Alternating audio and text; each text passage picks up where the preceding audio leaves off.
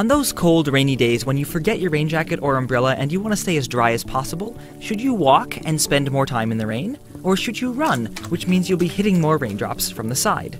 Assuming you haven't been fully soaked yet and you aren't jumping into puddles, the answer is simple. As you move out of the way of one falling raindrop, you move into the way of another, so the amount of rain hitting the top of you is constant regardless of how fast you're going. To see this, you can picture that the raindrops themselves are stationary and you and the earth beneath you are moving upwards through the rain. And since the volume of a parallelepiped, that's a 3D parallelogram, doesn't depend at all on its slant, then no matter how fast you're moving horizontally, the same amount of rain will land on top of you each second. Now, if you're not moving, the rain from the top is all you'll get. But if you are moving, you'll also run into raindrops from the side and you'll get wetter. So in any given second, you stay driest by standing still, and the faster you move, the wetter you become. But if you're trying to get from point A to point B, then standing still won't do you much good. And en route from point A to point B, the total amount of rain you run into from the side has nothing to do with how fast you're going. Just like how a snowplow will plow the same amount of snow from a stretch of road regardless of the exact speed it drives.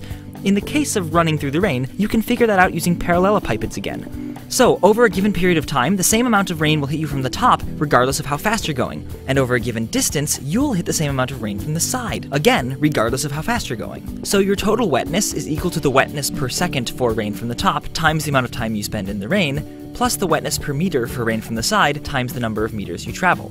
So to stay driest, getting from one point to another, you should try to minimize the amount of water falling onto you from above. And quite simply, that means getting out of the rain as fast as possible.